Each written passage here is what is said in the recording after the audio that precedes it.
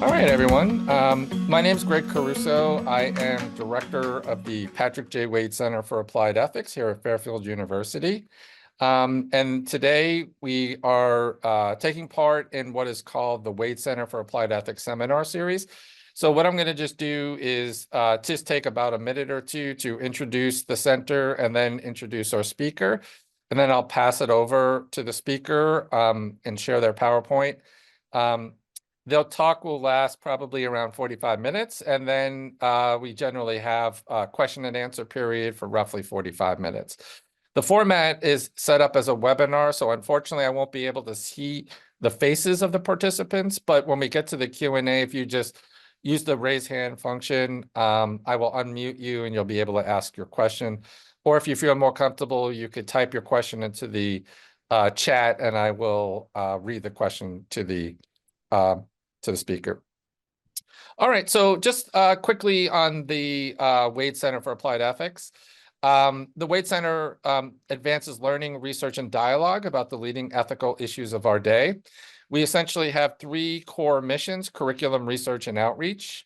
In terms of curriculum, the center offers a number of applied ethics courses across a number of disciplines. We offer courses in business ethics, environmental ethics, which tonight's talk is focused on, healthcare ethics, ethics in the community, ethics in education, ethics in engineering, AI ethics, and a number of other courses. We also support research, both of faculty and students. And we engage in a number of outreach programming, both within the university, outside the university, across various departments. Bringing speakers to the university that are dealing with issues in applied ethics, whether it be business ethics, environmental ethics, or some other area of applied ethics. The center's seminar series, which this is part of, is a forum for building community and advancing research in applied ethics. It encourages jargon-free and supportive discussions that will be accessible to participants with interest in applied ethics and come from a wide range of disciplinary backgrounds. Invited speakers present either a work in progress or something that's been recently published. And again, roughly the presentation lasts for about 45 minutes, followed by a Q&A period of roughly about 45 minutes. So I'm very excited today to introduce our very world-renowned speaker, Jaybar Calicut, who is University Distinguished Research Professor of Philosophy and former Regents Professor of Philosophy at the University of North Texas.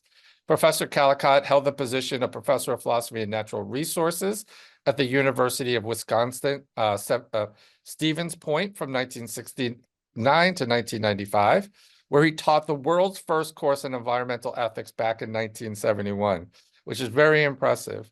We were just talking a little bit about the introduction of environmental ethics into the curriculum. And Professor Calicut is a pioneering figure teaching the first course ever. From 1994 to 2000, he served as vice president and president of the International Society for Environmental Ethics.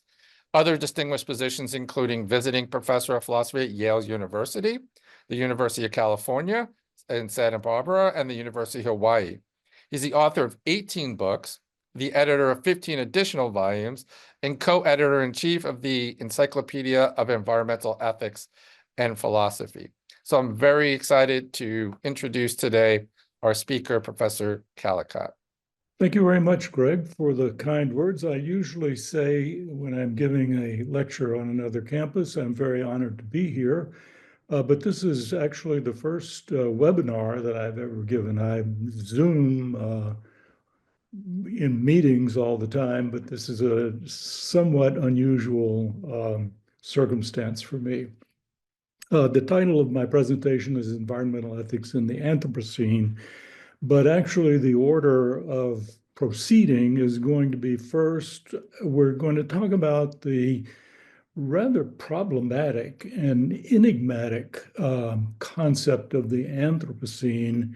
And once we sort out what that might be, or at least I'll give you my opinion as to what it is, then we'll talk about environmental ethics in relationship to this new idea. So, okay, so here are a couple of familiar critiques of the Anthropocene meme. It fingers Anthropos, the species Homo sapiens, as the perpetrator of titanic global change, while but one subspecies is the causal agent, Homo capitalis or Homo industrialis is the culprit, not the world's poor and indigenous peoples. This was an argument condensed from a very wonderful discussion by Naomi Klein. And here's another critique of the Anthropocene. It provides cover for environmental destruction. And I've, of course, just made this up. Dude, it's the Anthropocene. Get used to a biologically impoverished and increasingly energized world with all that goes with it. Intensified droughts and floods, drowned islands, inundated coastal cities, receding coastlines, more virulent diseases. It's the new normal, baby. Learn to love it. Enough already with all that nostalgia stuff. Now, my critique of the Anthropocene concept is it's a failure of measurement and perspective. And for that, I'm going to revert to my classical background here. First with a quote from Protagoras. Of all things, famous quote of Protagoras, of all things, the measure is man, of things that are, that they are, of things that are not, that they are not. He was a 5th century BCE sophist in Plato's terminology, but really the sophists were themselves moral and political philosophers contemporary with Socrates. So his dictum is usually thought to be a declaration of radical relativism, but I want to take it in the more literal sense that the ancient Greek units of measurement, for example, finger and foot, the latter still in use in the US, provide a literal interpretation of Protagoras' dictum. We measure things in reference to ourselves in terms of human scales. So here from Plato, things of the same size appear larger when seen at hand and smaller when seen from a distance. Therefore, if our salvation depends on the right choice of pleasures and pains, be they more or fewer, greater or lesser, farther or nearer, what would be our salvation in life? Would it be the art of measurement or the power of appearance? Doesn't our salvation seem, first of all, to be measurement, which is the study of relative excess, deficiency, and equality? So let's counter the power of appearance with the art of measurement. Remember, when seen from a distance, things look smaller, and when close up, larger. The Anthropocene began as a proposed new geologic epoch. So I want to treat it, first of all, from this original perspective. It was informally proposed by Paul J. Crutzen and Eugene F. Sturmer in May of 2000. It was formally recommended by the Subcommission on Quaternary Stratigraphy's Working Group on the Anthropocene in 2016. It was rejected by the subcommission, and its rejection was underwritten by the International Commission of Stratigraphy, and then eventually by the overarching organization, the International Union of Geological Sciences, just last year in 2024. So there is, in fact, no new Anthropocene epoch, geologically speaking. But the Anthropocene meme, nevertheless, has become viral in the memosphere and all but sedimented in the ambient imaginary, at least that of those who have heard of it. I just talked to someone, a very well-educated person, mentioned the Anthropocene, and they said, "What is that?" So it's not as commonplace as many of us might suppose.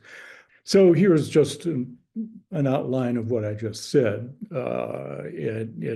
It was proposed, it was recommended, it was thrice rejected.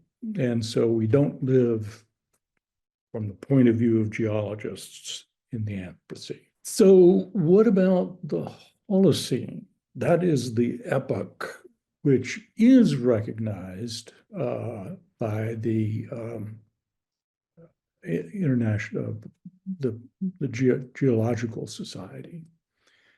So here are the nomenclature. Here's the nomenclature for units of geologic time, which is uniform and hierarchical. The largest spans of time are eons.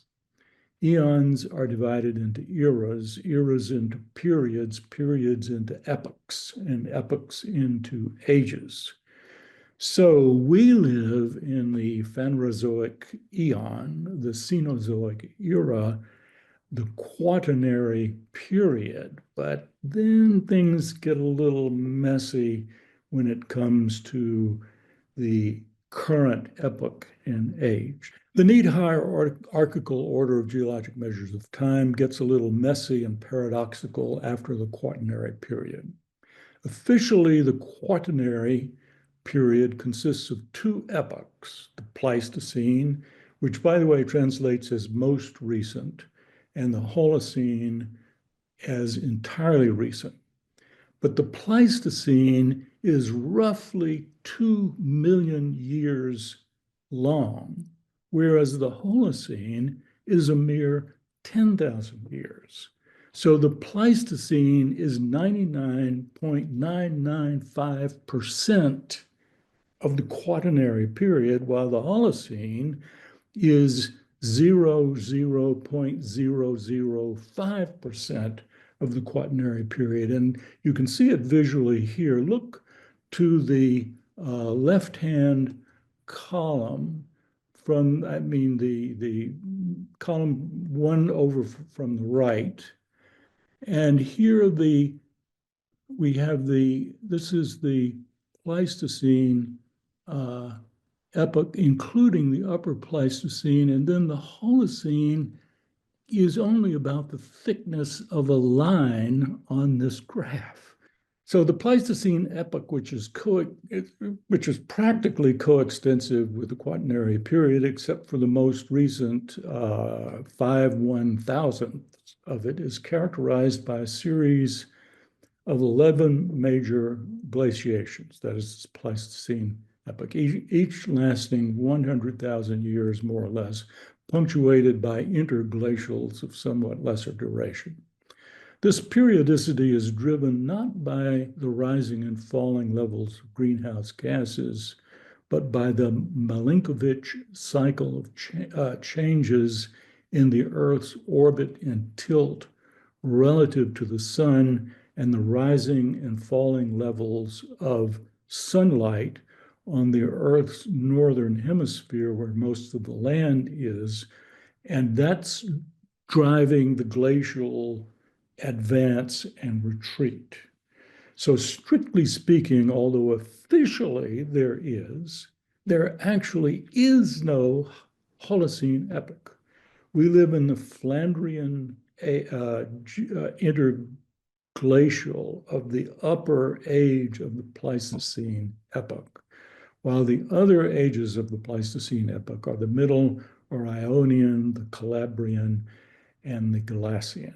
But the nomenclatural mess remains as the Pleistocene epoch is coextensive with the Quaternary period.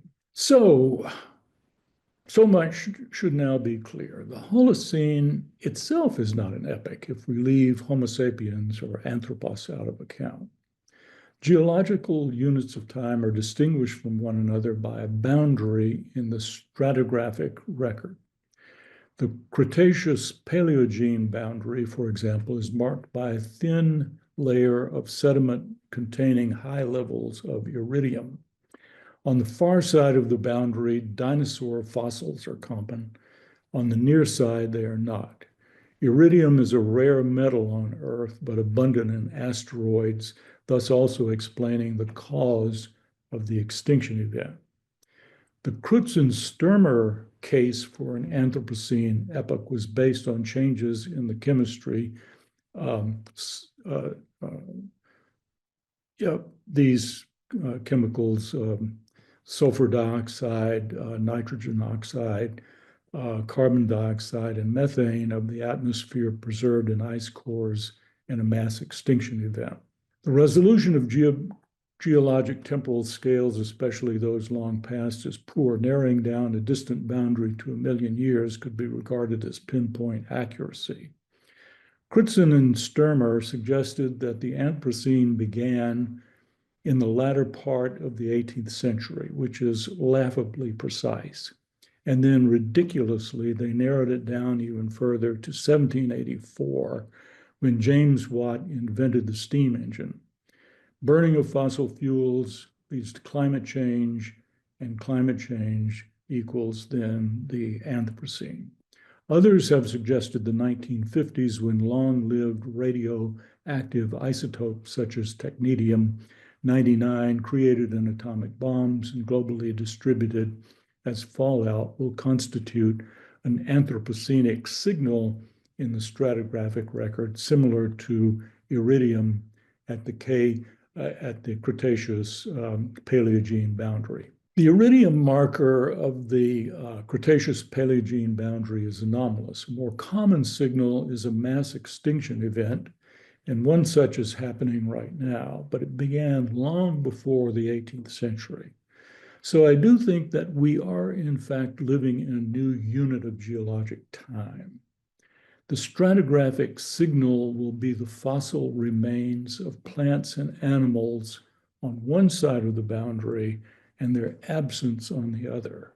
And on the near side of the boundary will be the fossil remains of new species, plants and animals anthropogenically domesticated and or genetically engineered in the old way through selective breeding, or the new way through gene splicing. But when did this new unit of geologic time begin, and is it an epoch or an age? Geologic units of time are enormous, and the resolution of boundaries between them is poor. Homo sapiens has been around for at most 300,000 years, and that's a bit problematic, and began spilling out of Africa about 60,000 years ago. The spread of Homo sapiens across the face of the earth coincided with the extinction of especially large mammals called Pleistocene megafauna, body weight greater than 44 kilograms. The numbers are staggering. In North America, 45 of 51 genera went extinct about 10,000 years ago. In South America, 58 of 71 genera. We're not talking just species, but whole genuses. In Australia, 19 of 27 genera. In Europe, 23 of 39. In Asia, 24 of 46. So there's some illustration of these animals that no longer exist. And the current opinion is that they were rendered extinct by human beings armed with spears and arrows and that sort of thing. You might say, well, what about Africa?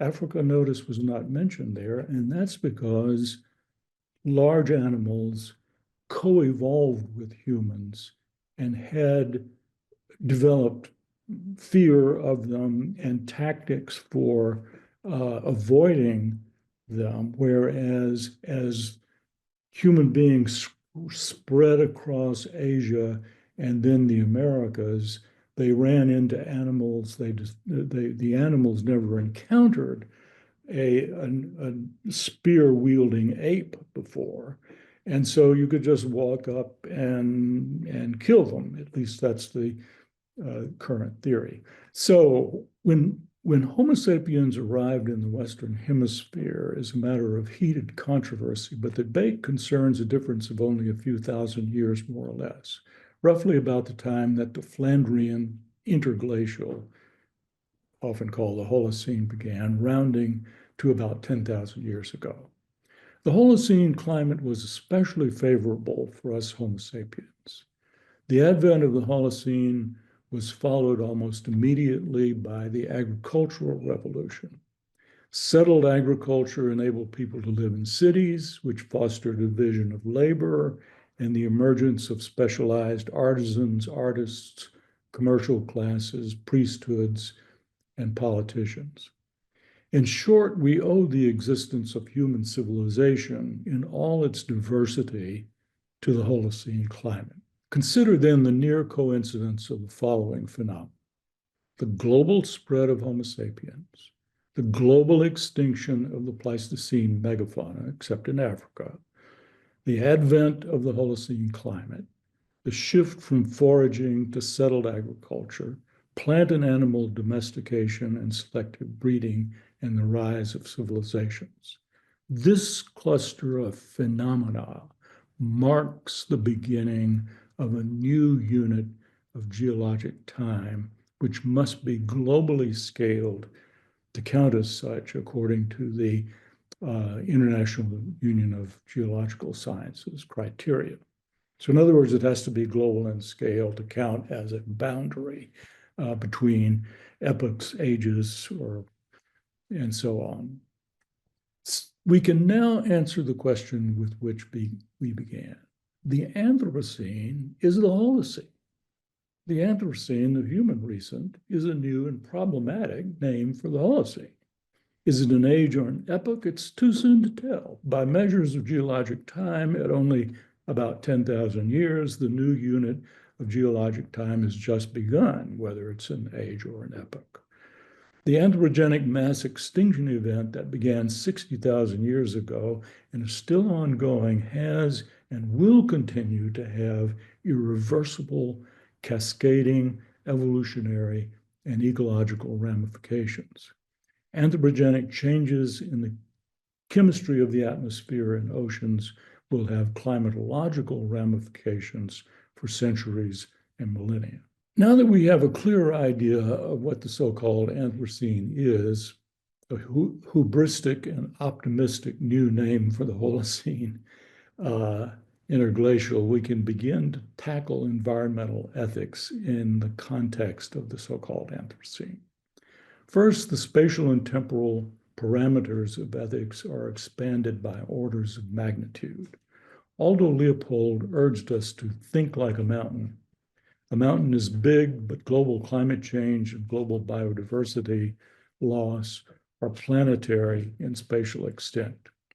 And pondering ethics on a scale of geologic units of time, regardless of how we choose to name them, is unprecedented and thus calls for entirely fresh thinking about ethics. Past extinctions can only be mourned, as in Aldo Leopold's On a Monument to the Pigeon.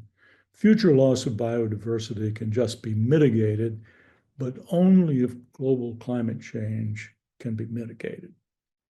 The Holocene or Anthropocene climate is the sine qua non of human civilizations now become one global human civilization.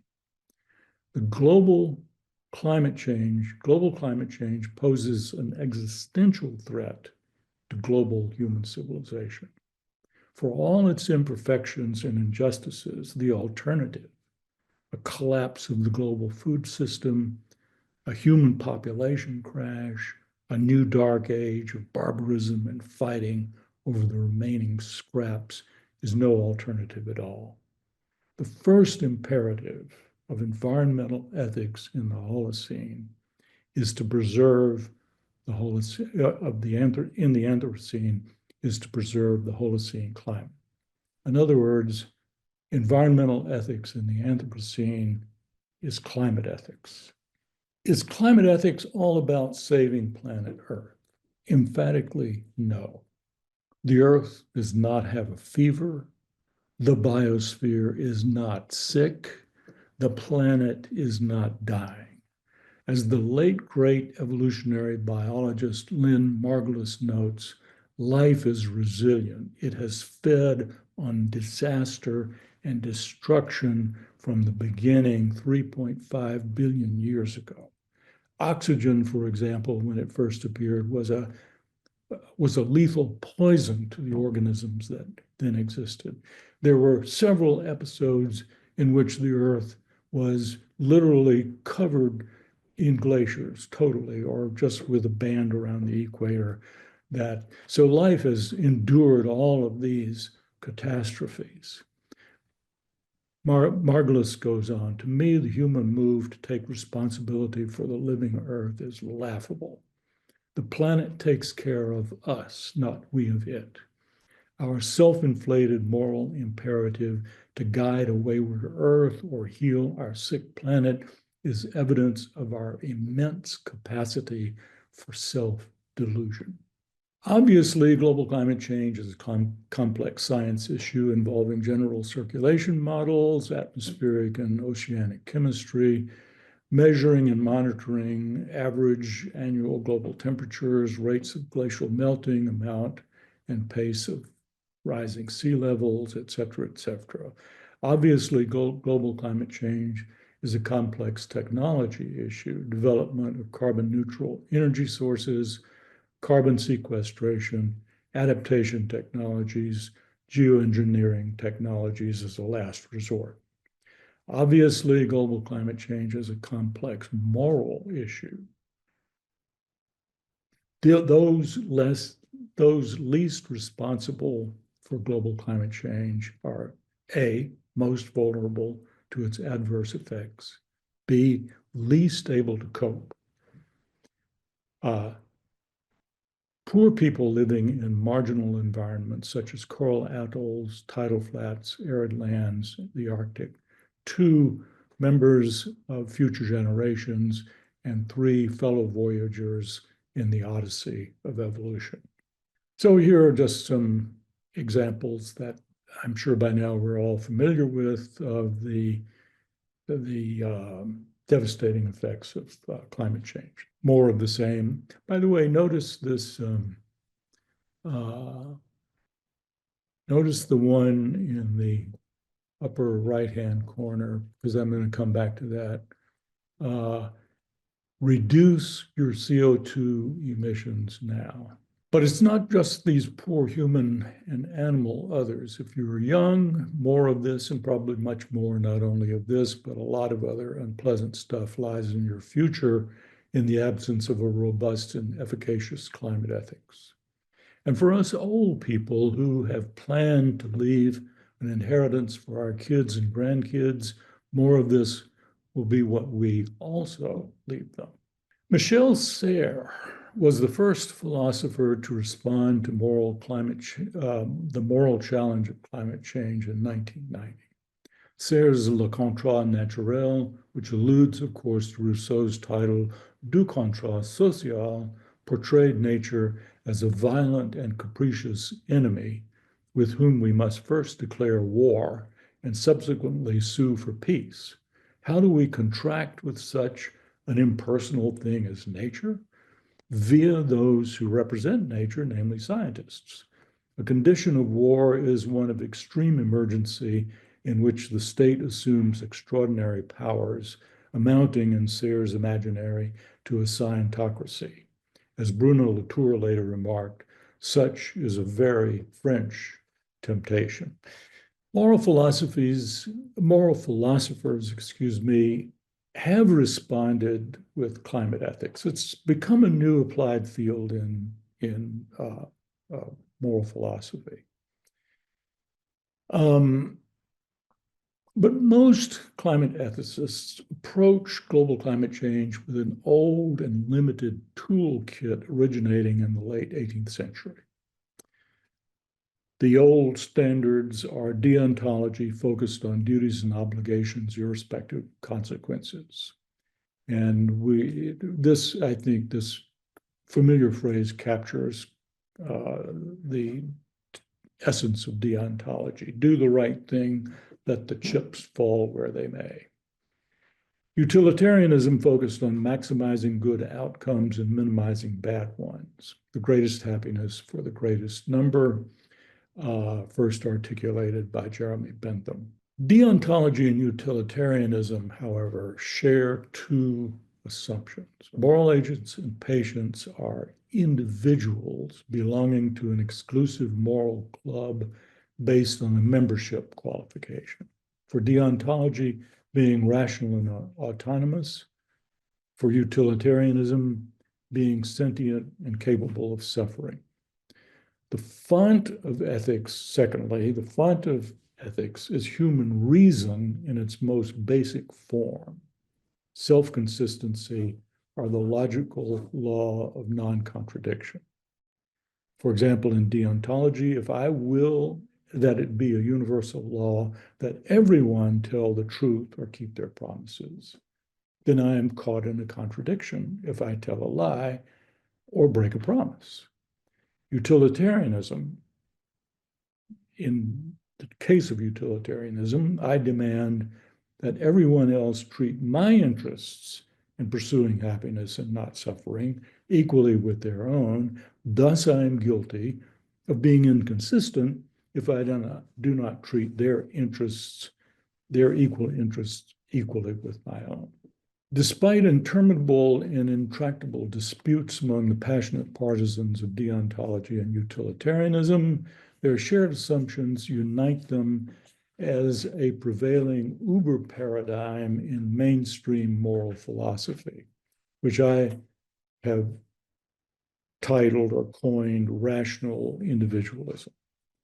Dale Jameson, the first Anglo-American moral philosophy to approach global climate change as a moral issue in 1992, 2 years after Michel Serres, immediately recognized that rational individualism, in his own words, collapses when faced with global climate change.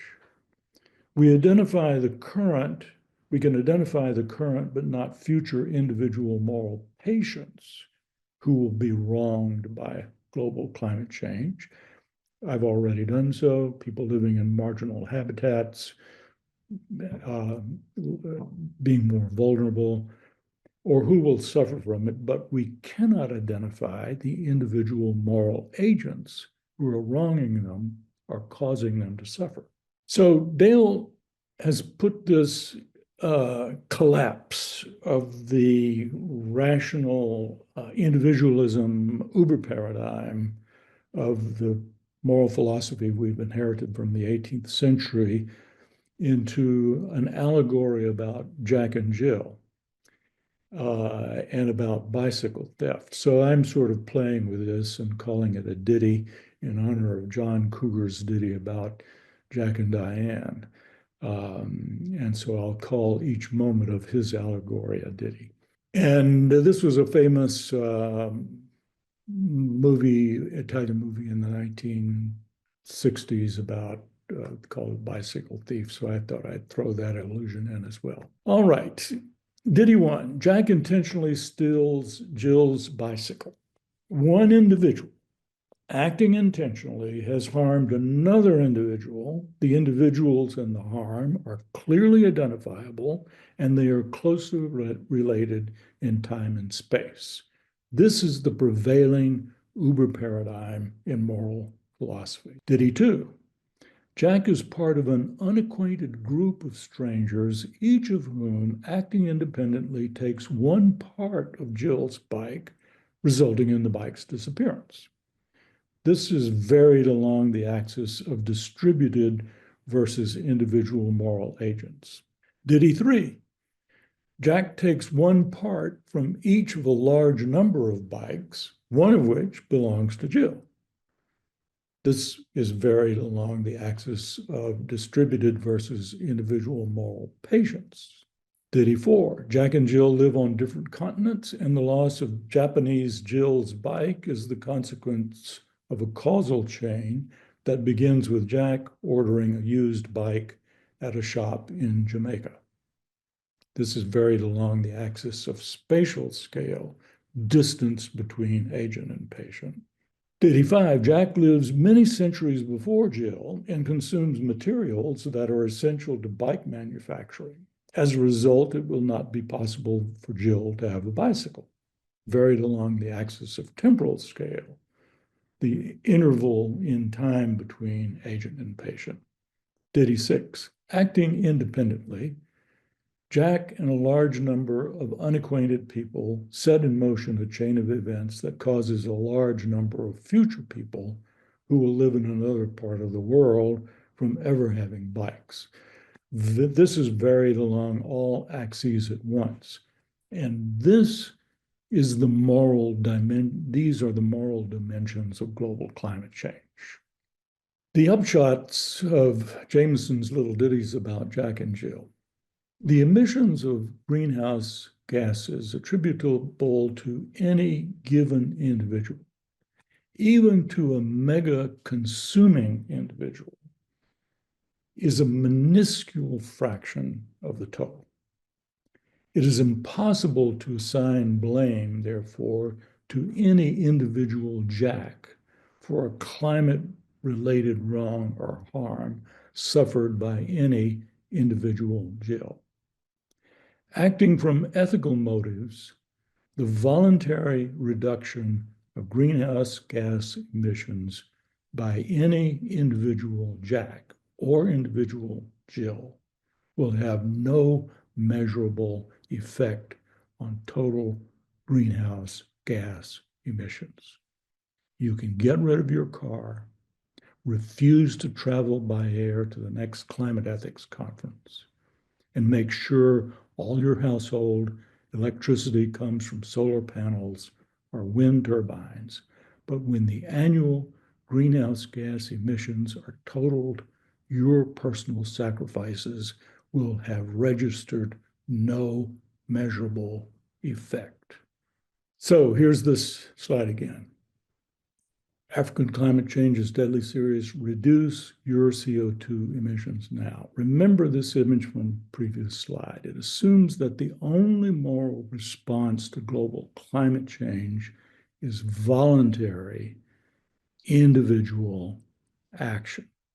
It insinuates that you are personally responsible for mitigating climate change, deflecting attention from effective collective moral agents, multinational corporations, international organizations, and national governments. By the way, we learned that big oil coined the phrase carbon footprint as a means of deflecting attention away from their own culpability.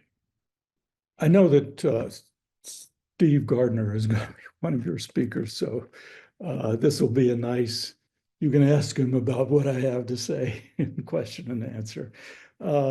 So individual voluntary reduction in greenhouse gas emissions by each and every one of us.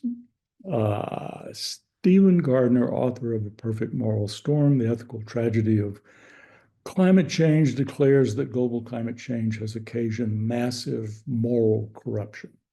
In my opinion, however, the uber paradigm of ethics, rational individualism, prevailing in 20th century Anglo-American philosophy is part of the problem, not the solution.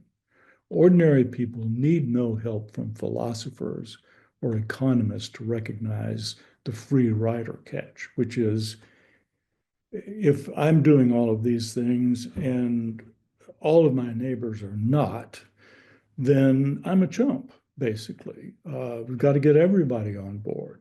Climate ethics must be holistic, not individualistic. It requires collective action, not individual action. So I want to try to demystify holism and collective action. The ethical tragedy of climate change is not the moral corruption of individual moral agents. It's the tragedy of the commons, as explained by Garrett Hardin in a 1968 Science article. Hardin, by the way, was not considering global climate change. It wasn't widely recognized then, but his analysis perfectly applies to global climate change. The atmosphere is a global commons. To mitigate global climate change requires, in Hardin's words, mutual coercion, mutually agreed upon. The term coercion seems excessively strong and repugnant. But what Hardin referred to were international treaties and national laws and policies. In the case of global climate change, carbon taxes, incentives for wind, solar, and other non-fossil energy, stuff like that. By mutually agreed upon, he meant democratically enacted. In regard to global climate change, national governments, international organizations, and transnational corporations are the only effective moral agents. Individuals can do the right thing until they're blue in the face, but unless these holistic entities or collective entities take on the role of moral agent, global climate change will not be mitigated or adapted to. Derek Parfit, furthermore, has demonstrated that members of distant future generations cannot be conceived as a collection of individual moral patients. We can only think coherently about distant future generations holistically. Those cohorts, per se, are moral patients, not their individual members.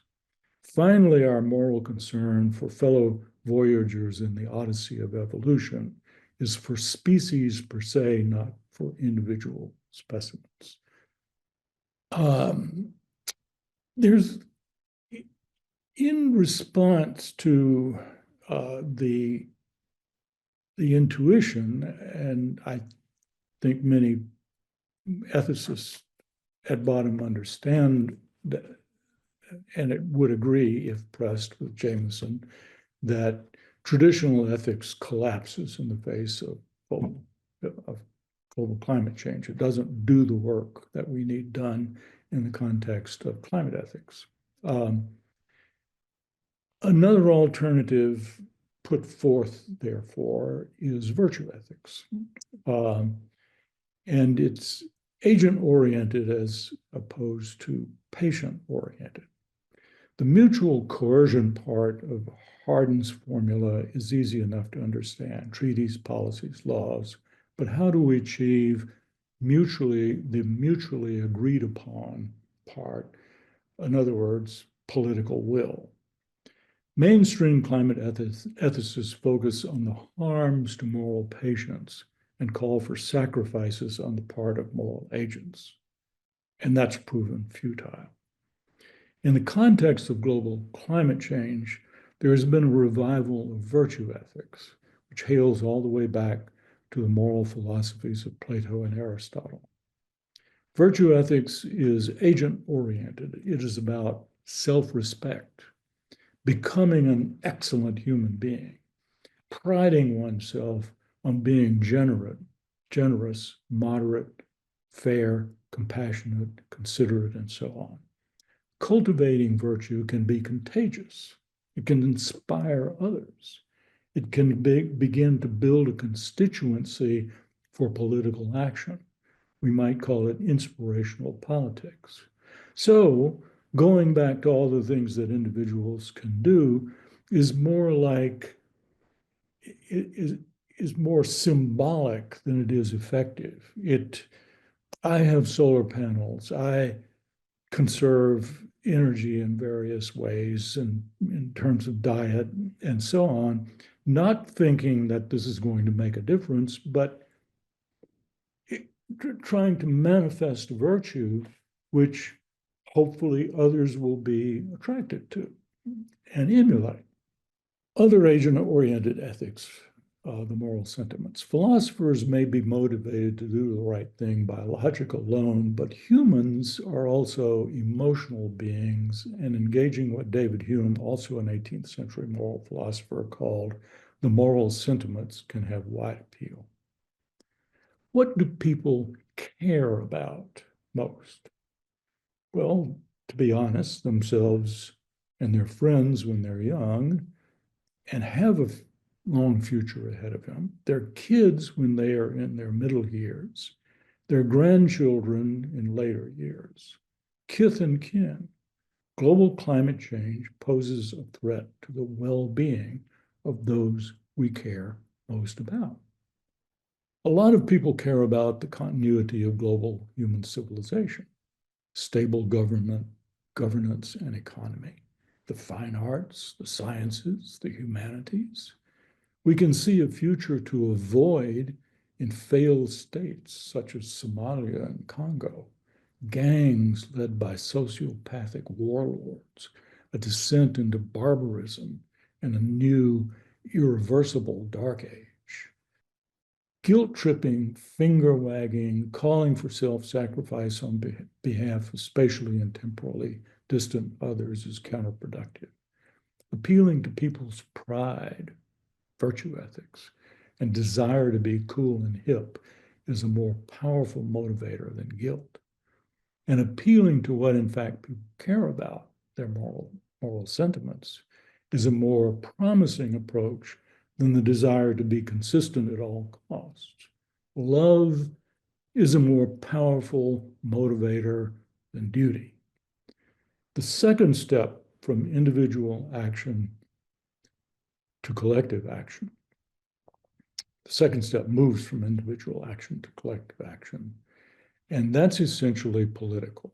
In a democracy, that means grassroots politics, achieving a critical mass of like-minded people to get laws, policies, and treaties enacted so that the offending special interests and corporations are forced to provide the wherewithal, carbonless energy, efficient mass transit, and so on, to seamlessly reduce our collective carbon footprint. Now, I'll just conclude by saying, I know that for many of us, these are very dark days. And if anything, we see the trend line going in the opposite direction, where even paper straws have become anathema in some quarters. So with that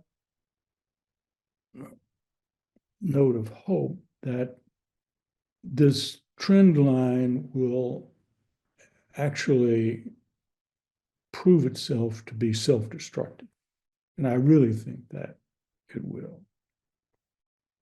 That I think that when we get on the other side of that, we might have an opportunity to move in the direction here toward which I'm trying to point.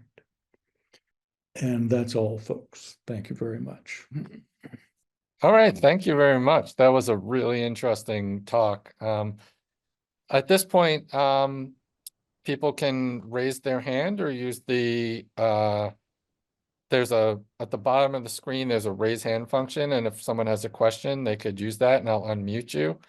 Or if you prefer, you could type your questions into the chat function if you would prefer that instead. So anyone have a question? We have about 60 people there, so someone might. It's usually hard to get people started. Yeah. I guess I'll start. So I connected with a lot of what you had to say. I was really, really intrigued. I was nodding along all towards the end. Both Dale's analysis, I think, is right on. I mean, I work on issues having to do with individual moral responsibility, partly in the free will and moral responsibility literature. And it does seem that that traditional model just doesn't apply, right? I mean, harms are not local in time and space.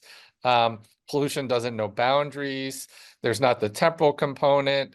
So in some ways, I mean, one of the kind of sad aspects of that is the moral perspective that we may have evolved. Our moral sensibilities evolved in a world where harms were local, they were spatial, temporal. Exactly. It's hard to imagine how humans are going to be able to adapt to problems that are on a more global scale. And you're providing a kind of theoretical framework for how to think about those differently than on the scale of individual accountability or responsibility. But it may be very hard for us uh, to adapt our kind of moral perspective, given that we kind of evolved with a structure of individuals. Like you punch me in the face, I blame you because the harm is local, it's spatio-temporal, I could identify the cause. None of that is true in the case of climate change.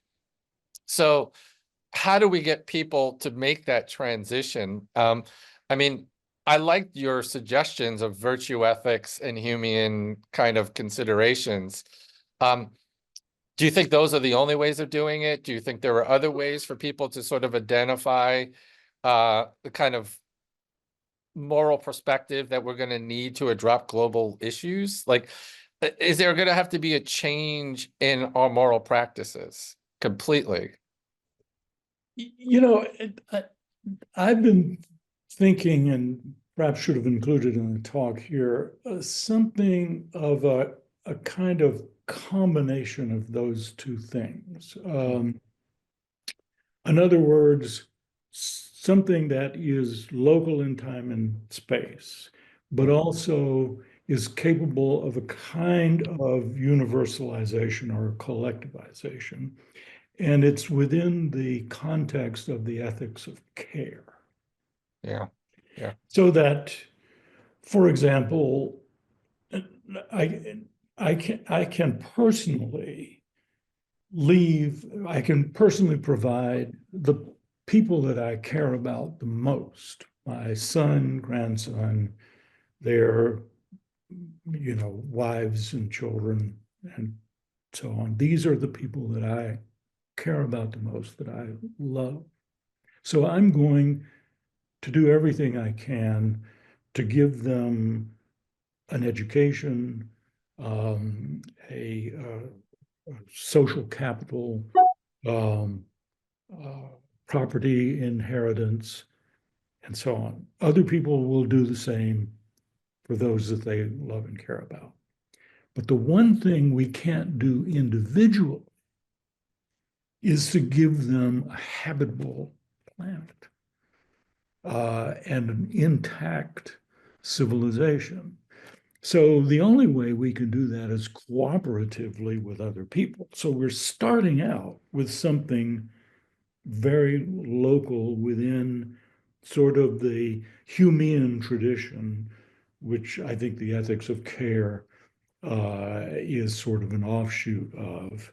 And then we universalize it, that's to say, collectivize it by saying, well, everybody feels the same way about the people that they care about.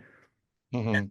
The most important thing to give them is an environment that is free of all of these monstrous wildfires, floods, droughts, and all of that entrains in terms of social collapse and climate-driven migrations and conflicts and so on. So Mhm. it's just, I Yeah, mean, the future will be a mess for the people that we most care about yeah, yeah. if we do not band together and try to get something done to mitigate it. So I have one hand, Susan Alker. I also just was sent an email that for some reason the message or chat is disabled. So it looks like you're going to have to raise your hand if you want to ask a question. So Susan?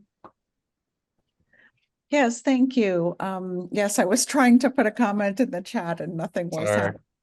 But I am old enough to remember the environmental movement getting started and really beginning to gather steam back in the 70s. And I lived in California at the time, and there was a lot going on.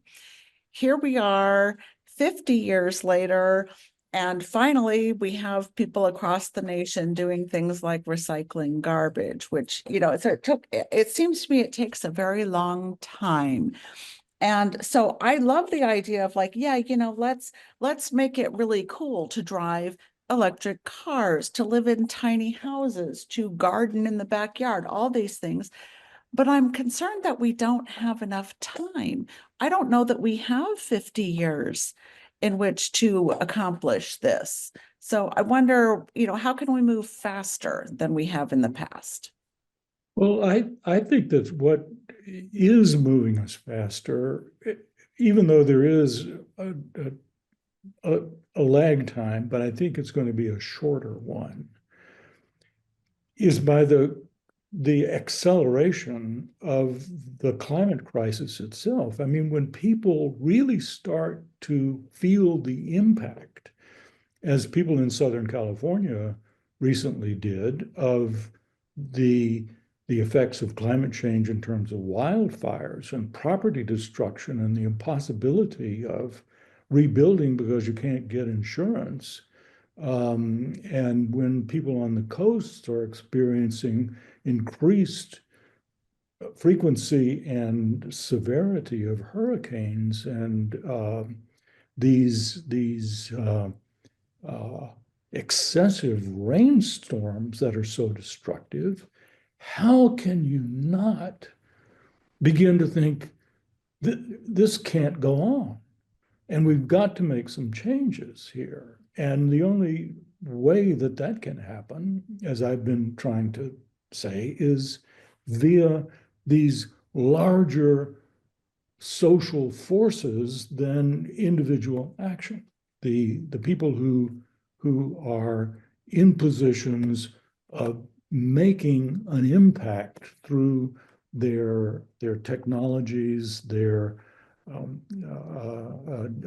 designs, their political power, and so on, can actually begin to make a difference here. So I think that when we had in the 1970s this experience of rivers catching on fire, and we did something about it in terms of the Clean Water Act and the Clean Air Act and the Environmental Protection Agency, we did accomplish something. And there was some sort of, well, we saw the problem and we've done something about it and it's going along okay. And then we're hit with this entirely new phenomenon. I like to think of it, by the way, as the second wave of the environmental crisis. The first wave was point source pollution, basically, and other localizable things. The second wave was problems of global scope. The global biodiversity loss is different from occasional species extinction. The hole in the ozone, which we don't talk about anymore because we stopped putting up chlorofluorocarbons and it's starting to heal itself. And then global climate change comes along. So that happened about the mid 1980s. And now global climate change has accelerated to such a point that somehow it cannot continue to be ignored. Susan, you have any follow-up? No, that's fine. Thank you very much. Yeah. I guess I'll follow up.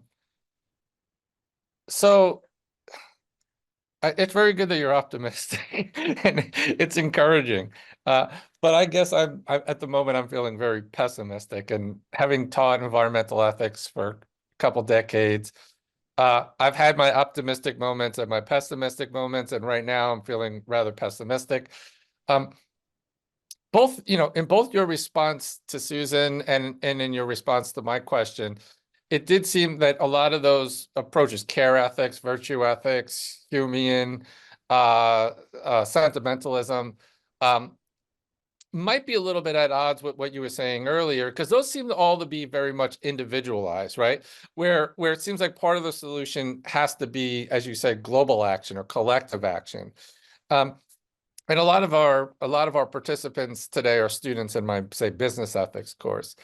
And I guess the thing I'm finding hard, it seems like the solutions aren't going to be, paper straws or,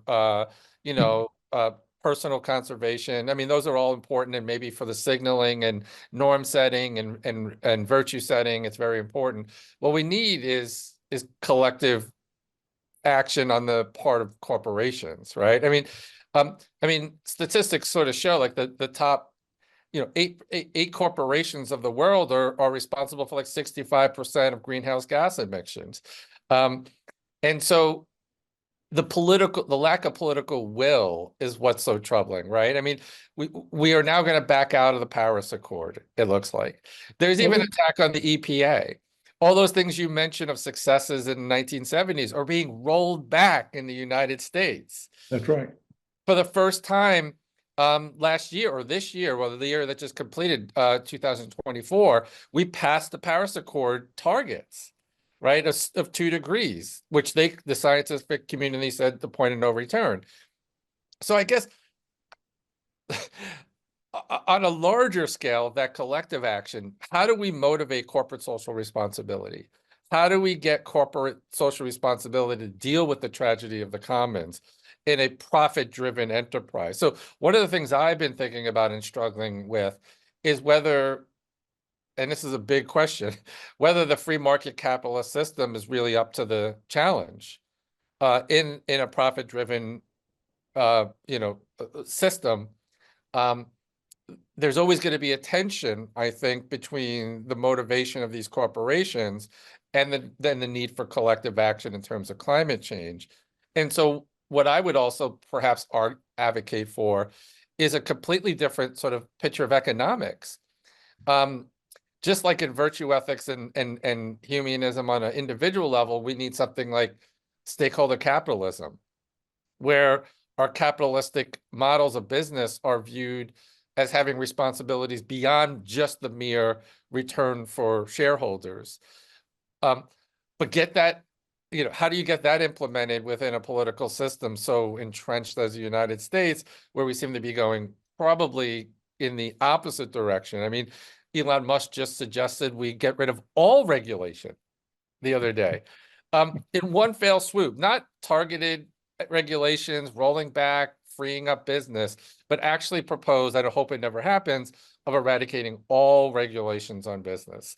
So I'm thinking of it on a more global, on that collective action scale. How do we instill corporate social responsibility? And how do we deal with the kind of tension between the profit incentive and maybe social responsibilities to our loved ones, future generations? Isn't there, now speaking from your expertise in business ethics, isn't there a history of corporations having responsibility for more things than simply returning profit to their shareholders? My understanding is that there's a past there, and that there was a transition at some point to which the fiduciaries of corporations, CEOs, were somehow obligated to only return. That was their only responsibility. Yeah. So looking at it historically, what was it like before that transition? And then what caused the transition? And that might give us a clue as to how we could reverse that and take it in a different direction. I just think that these extreme proposals, because I do want to hear your answer, just one more point, is that one of the things that gives me hope, if not optimism, is that the impact of Musk and Trump, I didn't want to use names, but I will now that you've opened the door to that, it will be so disastrous that it will be, it itself will be the agent of a kind of enlightenment and reform, and so on. But let's go back to this transition. So you're right. I mean, the traditional Milton Friedman kind of model of shareholder priority has sort of faded, and we've moved to kind of a stakeholder model. And I think the causes of that are pretty much ones that you've in some ways identified. I mean, I think the civil rights movement, the environmental rights movement, Even more recent examples of the George Floyd uprisings, the Black Lives Matter movement. I think millennials and people that are now taking the lead in business see that corporations have more of a social responsibility than just profit. And a lot of millennial targeted sort of corporations have social missions, right? You find this quite often, Bomba Socks, different corporations, they have social messages, and I think consumers actually seem to want to support ethical practices. Right. That is all true, but I also worry about the incentive structure. And if you go back to the Garrett Hardin kind of tragedy of the commons concern, it seems like his solution is regulation, right? Like we need mutually coercive, mutually agreed upon regulations, because in a way you have to protect yourself against yourself, right? Like you have to in some ways tie your own hands, because the incentives that are going to drive us. I mean, the tragedy of the commons is it's not that it's irrational to add one more cattle or to draw one more fish from the pond. It's that it's rational. It's rational and self-interest that get us into the problem, right? And so to guard myself against my own rational self-interest, we have to regulate. But I worry that that regulatory approach is not accepted by the business community. And although individual corporations, like individual people, might see themselves as having responsibilities beyond just, increasing profit, it's very hard to know how that's going to take and be enforced without some forms of regulation. So I guess, I don't know if how we do that. Like the political will is going to have to change. You might be right that things have to get worse before they get better.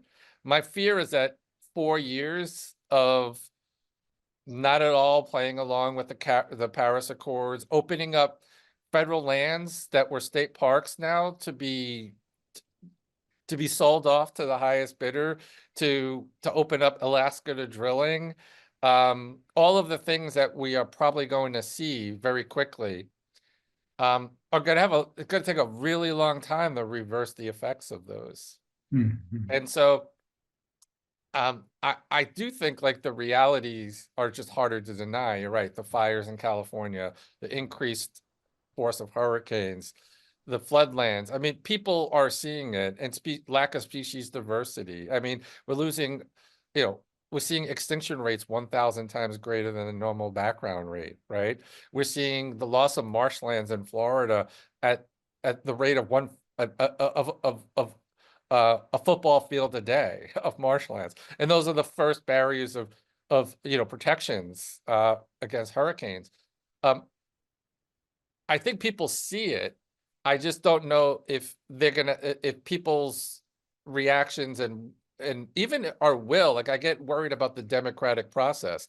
Even if people begin to want to affect change, are we going to be able to override the special interests of large corporations, given the outsized influence that they have, and given that, they could decide what regulations they want to impose because they have the ability to influence the policymakers. I guess I'm being very cynical here right now, but. Well, I have heard, I mean, just anecdotally on the news, NPR, New York Times, and so on, that a lot of corporations are actually begging for regulations because it sets up. It's like a football game or something. I mean, you got to have rules that everybody plays by.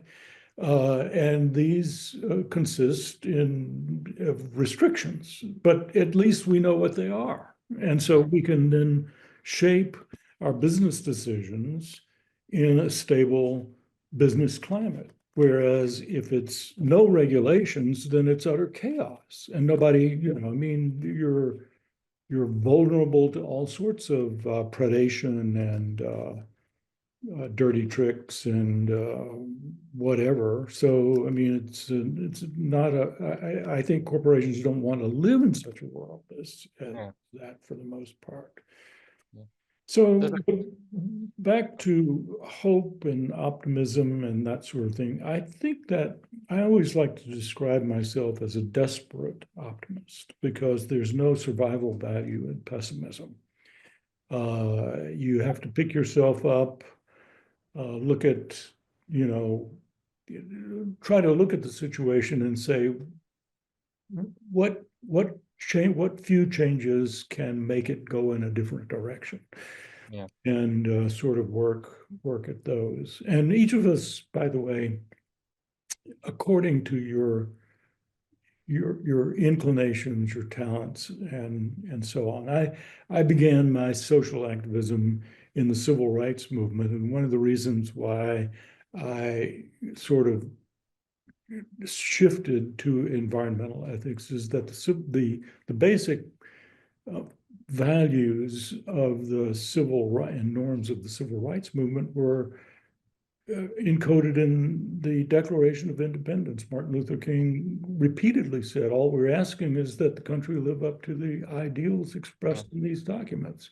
So there was nothing that, qua philosopher, I could contribute to it, except, you know, a little tinkering around the edges. And I saw in the environmental movement that Susan was just recalling in the early 1970s, an opportunity for some sort of philosophical contribution.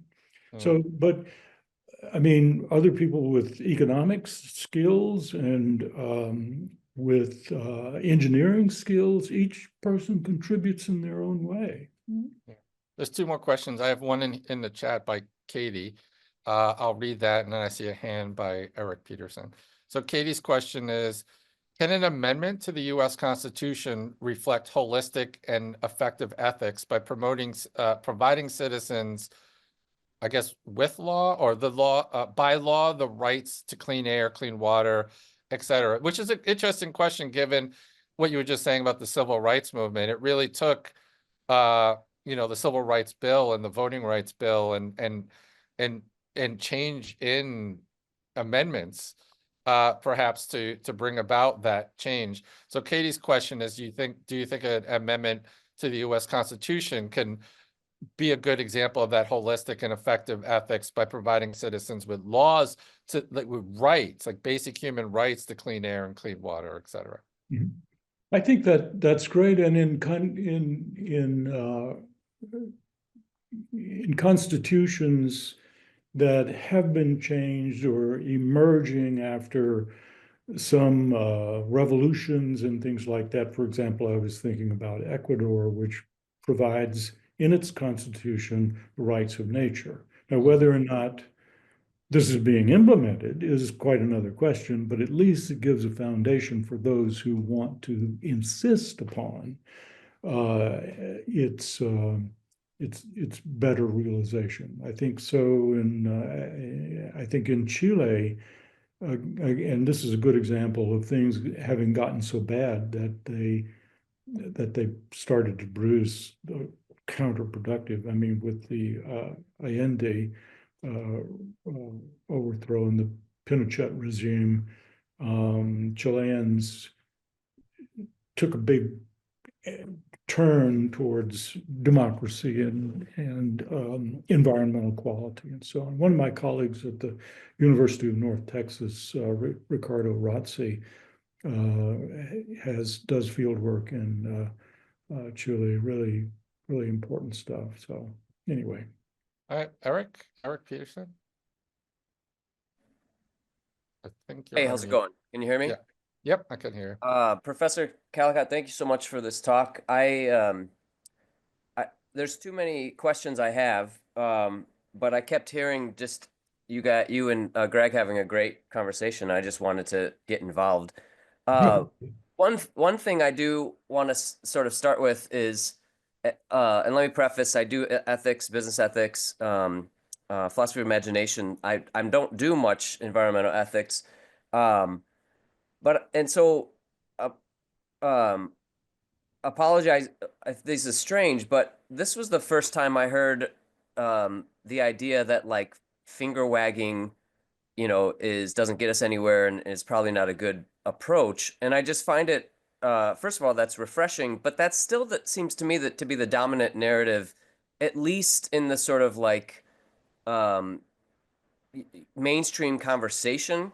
And so I think it would be uh, like helpful to push back against that, but I don't really hear scholars like pushing back against that narrative. So I don't know if you have any thoughts on that. And then one other thing, like since you guys kept bringing up regulations, we we still have to remember that there's such a thing as regulatory capture.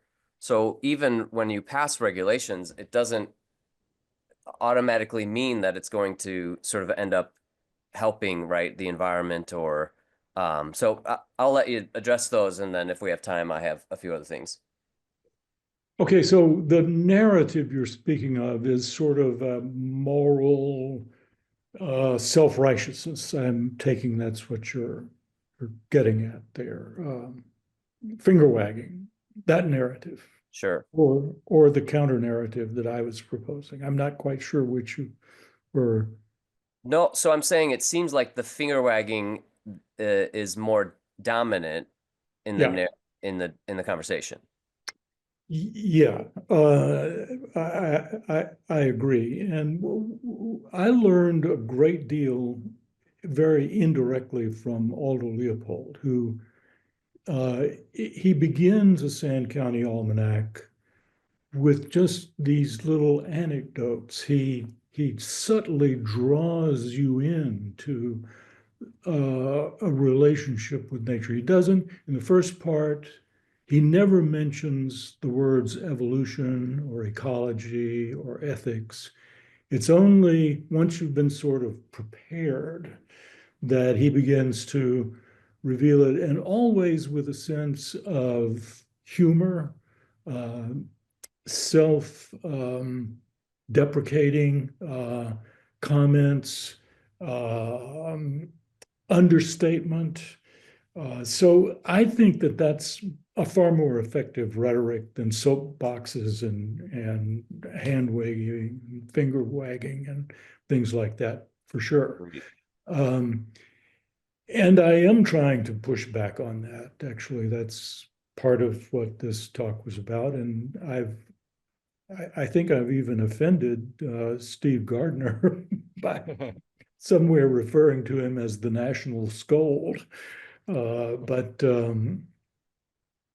But yeah, that's something I think is really very important. Yeah. And yeah, the second part of his question was about regulation. I'm less an expert in that area, Sure. so I'm going to have to defer to you guys who are in business ethics who know a little bit more about that than I do. Eric, did you have another? I have a separate if we have time, Greg. Yeah, one last one. Um, so I I'll try to put this all together. I really like the virtue ethics. I definitely lean towards that. Um, and I'm still sort of hung up on the mutual coercion and what that might look like. I'm also hung up on the collective action, and because I have worries of top down sort of mandates or whatnot. But what would you think about so there's a principle of subsidiarity, which would be like a Catholic social teaching, um, where basically, you know, the responsibilities distributed to the sort of smallest local, you know, locality that can deal with their problems. Um, and I wonder if that paired with the virtue ethics would be a way of sort of right where sort of it makes sense that like I'm going to be concerned about my family um, when it comes to being a stewardship, for instance, of resources. Obviously, being a parent with kids and having a house, you know, and then having to pay the bills on the house. I'm obviously more concerned about energy and consumption of energy. And I wasn't always that way, right? When I was the teenage version of me who was just wasting energy. So do you think that something like that fits or could be sort of paired with your idea of the virtue ethics and global climate change? Yeah, and you speak of your household, I can speak of mine. My wife is a lay minister and deacon in the Episcopal Church, and they're doing things at the local level in terms of two things. One is homelessness, which is a perennial problem, or unhoused people. They've opened the church during the winter months to take women and children in overnight for meals, dinner and breakfast and so on, before they return to the outside in daylight hours and find places to, have day services for them. And the other is now that we've got mass deportation coming along, she's on call to witness the episodes of ICE coming and raiding, I don't know, a restaurant or a construction site or something like that, and to film it and inform the people of their rights, such as they are. So, and that's through the church, and it's at the local level. So yeah, and I think that's just an example of really the compassion that people really have, and I think that it's more widespread than we like to give credit for, because we think, well, all of these people who voted for this monstrous administration that we have now must be monsters themselves. I don't think so. I just think that it's a combination of frustration and lack of good information and trust. I mean, they sort of trusted somebody that they ought not to trust, which is a positive emotion, I mean, it's a moral trust. So it's backfiring on us all, and them in particular, but I think it's there, and I think that we can bring that out in the ways that you have indicated. That's a Thank you. I'm going to cut you off, Eric. So I'm going to end things there. Thank you for staying the whole hour and a half, Professor Calicott. And thank you for your really intriguing and thought-provoking talk. I really appreciate it.